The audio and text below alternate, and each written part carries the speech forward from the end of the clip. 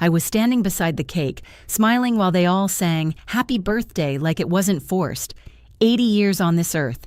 Most of the people around me were here out of obligation, not love. You can always feel it. You learn not to show it. My niece, Alara, leaned in as everyone clapped and said loud enough for a few others to hear, "Hope you enjoy your last one." I turned to her and laughed. I planned to. But then she smirked, tilted her head like I was just an old joke, and added, "We're all just waiting on your will anyway." I smiled. I really smiled, and stood up slowly. "Good," I said, "because I finalized it this morning. I left everything to a dog shelter." The room went silent. Completely silent. You could hear the ceiling fan clicking above the awkwardness. I looked around, met every pair of stunned eyes, and said it again. "They're nicer than most of you." That was the moment everything changed. The house looked beautiful that day. Warm light came through the front windows, catching on the silver edges of the 80 balloons someone had taped above the fireplace. The table was full of food. Too much food. My son, Jalen, insisted on catering. He said it was more efficient, but I knew he didn't want me cooking again. The whole family had come. Not for me, at least not in the way that mattered. They came because missing an old woman's 80th birthday looks bad in family group chats and even worse in legal documents. I smiled anyway. I always have. Smiling became my armor after my husband Wesley passed away. It's easier than explaining the quiet that moved in after he left. Jalen brought his usual energy, just enough to look involved. He hugged me, checked his watch, and asked if the guest Wi-Fi still worked. His daughter, Sylvie, handed me a card she clearly made in the car, but she looked me in the eyes when she gave it to me. That mattered more than the glitter. Then there was Alara, my late sister's daughter. She was dressed like she'd just stepped off a magazine cover, hair sleek, eyes sharp, teeth too white to mean her smile. She helped herself to champagne before she said hello. She's always been that way, entitled, calculating, charming when it suits her. Maeve, my sister-in-law, gave me a stiff hug that smelled like hairspray and judgment. She walked around the living room like she was taking inventory. She's the kind of person who compliments your dress while adjusting your collar with a frown. Uncle Ronan, Wesley's brother, was already on his second glass of whiskey. He raised it to me across the room like we were in a bar. 80 and still kicking, he called out. Tough genes in the Ray women. I nodded and laughed, just enough to keep it easy. But my hands gripped the back of the dining chair a little tighter. Everyone was here. But no one asked how I was really doing. No one asked about the garden I'd spent the spring reviving. No one remembered that I stopped drinking 3 years ago. Not even Jalen. They just kept glancing at the old paintings, the antique clock, the piano Wesley used to play after dinner. I used to think I'd be surrounded by love at this age. I imagined a home filled with stories and gratitude. But instead, I was hosting people who only saw me as a gatekeeper to something they believed was theirs. The air felt heavy with politeness and fake laughter. Even the candles on the cake flickered like they wanted to blow themselves out. I stood at the kitchen sink for a moment before the cake came out. I looked down at my hands that had held babies, signed mortgage papers, wiped away my own tears without help. I whispered to myself, "You're still here. They don't get to define the end of you." When I turned back around, they were all in the dining room waiting, or maybe circling. Either way, I was ready. They didn't know it yet, but this birthday wasn't going to be about cake or photos or fake toasts. It was going to be about truth. After the cake was served and the candles had been blown out, everyone settled into their usual corners of the house. The energy shifted. They had performed the celebration. Now came the real reason they showed up, proximity to the estate. Alara floated from room to room with her glass of champagne, asking surface-level questions wrapped in sugar. "So, Auntie, do you still have that antique rug from Morocco? It must be worth a fortune." I told her yes, it was still there. She smiled and said, "You always had such exquisite taste. I can only hope it stays in the family." That wasn't a compliment. It was a request dressed up as flattery. The rug was something I brought back from my honeymoon with Wesley. She didn't know that. She never asked. She just wanted to make sure it stayed in reach. I walked into the hallway and paused by the guest bathroom. The door was slightly open. Inside, Maeve stood with Jalen. They didn't see me. Maeve whispered, "You're her only son. If she had any sense, she'd leave it all to you." Alara thinks she's the favorite, but you're the bloodline. Jalen sighed. Mom's hard to read. She might just give it all to charity. She's been different lately. Then you better start showing up more, Maeve said sharply, before someone else gets clever. I stepped back without a sound and returned to the kitchen. I'd just been discussed like I wasn't breathing down the hall. That kind of thing used to hurt me. It doesn't anymore. It sharpens me. Later, when I passed by Uncle Ronan in the living room, he patted the ottoman beside him. Come sit, Miriam. Let's talk about that gorgeous piano. That's the same one Wes used to play, right? Still works? I sat, but didn't answer right away. He continued, My son Liam has taken up piano, you know. Maybe it should stay in the Ray name, eh? I looked at him. You're welcome to visit and hear it any time, he chuckled. That's not what I meant. I know, I said.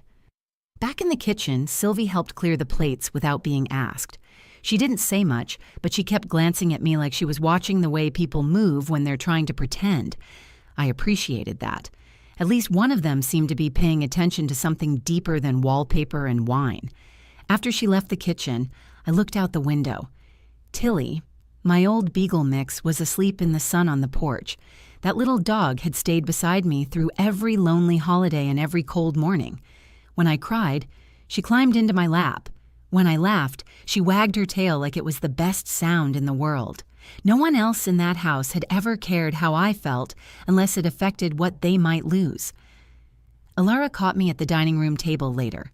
She leaned down and said, You know, you should really think about writing the will soon. You never know what could happen. I looked up. What do you mean? I just mean, it's smart to be prepared. And fair. You always said family matters. I did say that. She smiled. Then I added, but I've also said love is louder than blood. Her smile faded just a little. They weren't even trying to hide it anymore. Every glance at my belongings was a calculation. Every joke about my age was a reminder that my clock was ticking. Every interaction was filtered through their own self-interest. They weren't mourning the idea of losing me. They were budgeting for it. And something about that gave me more clarity than I'd had in years. The morning of my birthday, I woke up before the sun rose. The house was still, the kind of quiet that feels like it's listening. Tilly was curled up beside me on the bed, her warm breath rising and falling against my leg. I rested my hand on her back and took a deep breath. I wasn't angry. I wasn't heartbroken. I was clear in a way I hadn't been since Wesley's funeral. That day, people showed up for the ceremony, the food, the speeches. But I remember watching how quickly they moved on, how fast they returned to their own lives, only checking on me when it made them feel good to do so. That morning, I stood in the kitchen in my robe, made a cup of black tea, and stared at the framed photo of me and Wesley from our trip to the Grand Canyon. We were younger, brighter. That woman in the photo believed in the best of people. The one holding the tea had learned to believe in what people showed her, not what she hoped was true. By 9 a.m., I was dressed and sitting in front of my lawyer, Mr. Kessler. He had known me since Jalen was born. I'd updated my will once after Wesley passed, but I hadn't touched it since. Until now. I'd like to change my beneficiaries, I said. Kessler looked surprised. All of them. Yes, everything. He paused. Are you sure about this, Miriam? I've never been more sure. We spent an hour reviewing documents, updating listings, and reassigning ownership. I left the house, the furniture, the accounts, and the life insurance to the Silvertail Canine Sanctuary. It's a rescue in rural Pennsylvania that rehabilitates senior and abandoned dogs. I'd visited them once after finding Tilly online. They called her unadoptable. She was 10 years old and had a heart murmur. I adopted her on the spot. When we finished, Kessler handed me a pen to sign the final page. Would you like to write a personal statement? He asked. Something to attach for the family? Yes, I said. I wrote 5 short letters, not long, not angry, just honest. To Jalen, I raised you with everything I had. I'm proud of the man you became, but I needed more than financial updates. I needed my son. To Alara, charm doesn't excuse cruelty. I hope you learn the difference someday. To Maeve, you never saw me as an equal. You saw me as a rival, but I wasn't playing. To Ronan, the piano was never yours to want. It was his. You should have known that. To Sylvie, you looked at me with kindness when no one else did. That matters more than you know. Tilly and I will leave you the piano. Learn to play something gentle. When I left the office, I walked home slowly. The sky was clear. The streets felt quiet in the way I needed them to be. This wasn't revenge. It was realignment. I had spent most of my life trying to earn love through giving. But giving without respect isn't generosity. It's sacrifice. And I wasn't going to spend my final years handing out pieces of myself to people who had already decided I was just a placeholder for property. By the time I got home, the guests were already arriving. I hung up my coat, fed Tilly, brushed a strand of hair into place in the hallway mirror, and put on my earrings, the pearl ones Wesley gave me on our 15th anniversary. I smiled at my reflection, not out of pride, but out of peace. I had done something for myself, finally, and they had no idea what was coming. After the meal, after the polite chatter and the stiff toasts, the family circled around me in the dining room for the final part of the celebration, cake. A camera phone was already recording. Someone put a party hat on my head. I smiled, but my thoughts were already elsewhere. They sang the song, clapping awkwardly, slightly off-key.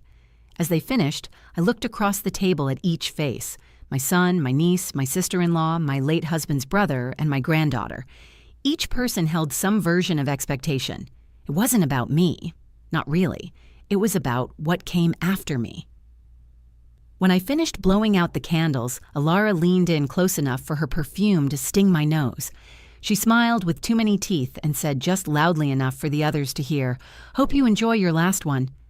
I turned to her, met her eyes, and let out a calm, steady laugh. I planned to. She wasn't done. "We're all just waiting on your will anyway," she added with a sip of her champagne. That was my moment. I stood, slow but certain. My knees ached, but my spine was straight. I looked down at her, then across the room. "Good," I said, "because I finalized it this morning." A pause. Confused glances. "I left everything to a dog shelter." The room froze. I heard someone set their fork down. Jalen stiffened in his chair, blinking like he'd misheard. Maeve's mouth parted, but no words came. Alara narrowed her eyes as if it were a joke she hadn't been warned about. "You what?" she asked, her voice tightening. "I left everything to the Silvertail Canine Sanctuary. Home, accounts, heirlooms, everything." "Is that legal?" Ronan muttered, half to himself. "They're nicer than most of you," I said. That wasn't a jab. That was the truth. I delivered it plainly, without a tremor in my voice. I let the silence grow. Let it land. "You're joking," Alara said, laughing nervously. "You're not serious. That's ridiculous." "No," I replied, still standing. "What's ridiculous is spending my life giving, only to watch people measure me in dollar signs and dining sets." Jalen stood slowly. "Mom, you can't really mean this. You're upset. This isn't you." I turned to him. "It is. This is me without the filter you prefer." Maeve stepped in next, smoothing her napkin. "You've misunderstood us. We care about you." I looked her straight in the eyes. "You care about what I can give you, not what I feel." Alara stood, crossing her arms. "So, you're just cutting us all out? After everything?" I took a breath. "I'm not cutting you out. I'm letting myself in. I chose to give what I've built to a place that has never once asked me when I plan to die. They just asked if I'd visit." Sylvie didn't speak. She stared at me with wide eyes. Then she looked down at her hands folded in her lap. "I did leave one thing behind," I added. "The piano. Sylvie, it's yours if you want it." She nodded once, without a smile. She looked like she might cry, but she didn't. That restraint told me more than words. I sat back down. No applause, no more laughter. The only sound was the soft hum of the refrigerator in the next room. They didn't know what to do with me anymore, and I had never felt more in control. The party ended quickly after that. Nobody said they were leaving, but within 20 minutes the room was nearly empty. Jalen made an excuse about needing to take a work call. Maeve gathered her purse and coat with tight lips. Ronan poured himself one last drink, then muttered something about needing time to process. Alara stood by the front door for a long moment, pretending to check her phone. I think she was waiting for me to say it was all a mistake. I didn't. She left without saying goodbye. Sylvie was the last one out. She lingered near the living room, lightly touching the keys of the piano I'd left her. She didn't play, just placed her hand there, then looked at me. "Thank you," she said softly. I nodded. "Come by any time. That piano has more music left in it than people realize." She smiled, a real one, then left. After they were gone, I took off my earrings, let my hair down, and stepped outside with Tilly. She wagged her tail, completely unaware of the drama inside, but somehow perfectly in tune with me. We sat on the porch together while the sun lowered across the yard. It felt different than I expected. Not triumphant, not vengeful, just quiet, free. For years, I carried the weight of obligation like it was proof of love. I baked the cakes, hosted the dinners, paid for repairs, remembered birthdays no one else remembered. And each time they showed up late, or not at all, each time they forgot something I had mentioned with my whole heart, I told myself it was just family being busy, being distracted, being human. But deep down, I knew better. I just didn't want to admit it, because admitting it meant facing a harder truth. I wasn't loved the way I deserved. That day, I stopped pretending, not out of bitterness, out of self-respect. The following week, I received a handwritten letter from Silvertail Canine Sanctuary. The director, a woman named Cassandra, thanked me with such sincerity I had to sit down to read it. She wrote about the dogs they'd be able to save, senior dogs abandoned after their owners died, dogs with arthritis and cloudy eyes who still wagged their tails. She said they were building a new wing and wanted to name it Miriam's Porch. That made me cry, not because I gave them money, but because someone saw me, the woman who'd spent most of her life being useful but rarely acknowledged. A week after that, Sylvie came by again. No fanfare, no announcement. She just showed up with flowers from her college's garden and asked if she could sit and talk. We had tea. She asked about Wesley, about how I met him, about why I loved Tilly so much. She didn't bring up the will. She didn't have to. Her presence was enough. As for the others, they stayed quiet. Jalen sent a single text. "Hope you're okay. Can we talk?" I didn't answer right away. Maybe someday. Maybe not. I'm not angry. I'm awake. I've learned that it's not selfish to want joy that isn't transactional.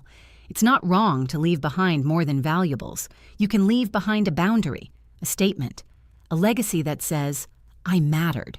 Not for what I gave, but for who I was. If there's one thing I'd want anyone listening to remember, it's this. You don't owe your peace to people who only show up to inherit it. You owe it to yourself. And if that piece comes wagging its tail and sleeping at your feet, then maybe, just maybe, you found a kind of love that never had conditions to begin with. Thank you for listening to my story. If it made you think about what we leave behind and who we leave it to, then I hope it stays with you long after this video ends. If you've ever had to choose between doing what's expected and doing what's right for your peace, I'd love to hear your thoughts. Leave a comment below and share your own story. I read everyone. If this story meant something to you, please like the video, share it with someone who needs to hear it, and subscribe to the channel for more true life stories that challenge, inspire, and remind us what really matters. Until next time, take care of your heart, your home, and your peace.